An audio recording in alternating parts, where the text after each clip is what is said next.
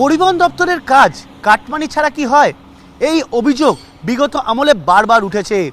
আর সেই কাটমানির জন্য শহরের একাধিক পরিবহন ডিপোগুলোর অবস্থা বেহাল। যেমন এই সল্টলেক করুণাময়ী ডিপো দেখা যাচ্ছে এভাবে গর্ত তৈরি হয়েছে।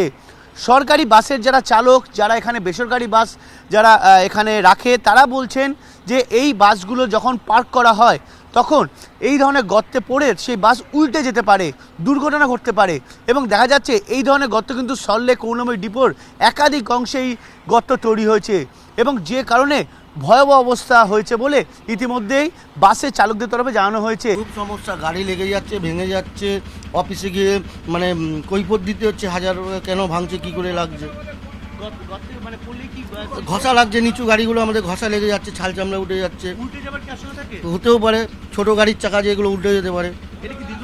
হ্যাঁ, প্রায় আজকে অনেক দিন ধরে, বর্ষার আগে থেকে এরকম অবস্থা। খুবই রিস্ক, গাড়ির তলায় লেগে যাচ্ছে। আমাদের তো ভলভো গাড়ি, তেলের ট্যাঙ্কি নিচে থাকে, হ্যাঁ, গাড়ি হাইটও অনেক কম, এমনি লোকাল গাড়ি যেগুলো রয়েছে এর থেকে নিচে লেগে যায়। এর জন্য এটা দীর্ঘদিন ধরে রয়েছে, আজকে না।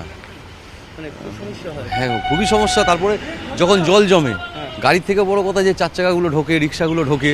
এটা কিছুদিন আগে আগের গর্তটা একটা রিক্সা প্যাসেঞ্জার নিয়ে পাল্টি হয়ে গেছে, জল দাঁড়িয়ে রয়েছে, জানি না গর্ত রয়েছে। একাধিক বড় বড় বাস যাত্রীদের নিয়ে রাত হোক সকাল হোক প্রত্যেক সময় এই করুণাময়ী বাস ডিপোতে ঢোকে এবং সেখানে এই ধরনের গর্ত নিয়ে কিন্তু প্রশ্ন উঠছে। ইতিমধ্যেই বর্তমান সরকার সিদ্ধান্ত নিয়েছে পরিবহন ডিপোগুলোকে ঢেলে সাজানো হবে, কিন্তু তার আগে এখানকার যারা বাস চালক বা যারা ডিপোর অফিসাররা রয়েছে তারা বলছেন আগে প্রয়োজন বাসের যে ডিপোর অবস্থা, রাস্তা বা যেখানে পার্ক করছে সেই জায়গার মেরামত করা। রাস্তা অবস্থা তো সত্যি খারাপ আছে, যেহেতু বৃষ্টি শুরু হয়ে গেছে।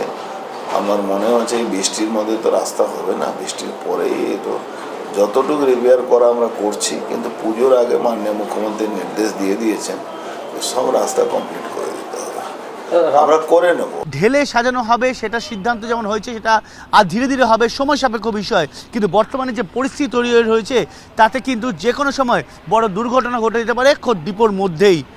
সব মিলিয়ে এক আতঙ্কের ছবি এই সল্টলেক করুণাময়ী ডিপোতে। ক্যামেরায় সুমিতের সঙ্গে সায়ন্ত ভট্টাচার্য, TV9 বাংলা, সল্টলেক করুণাময়ী ডিপো।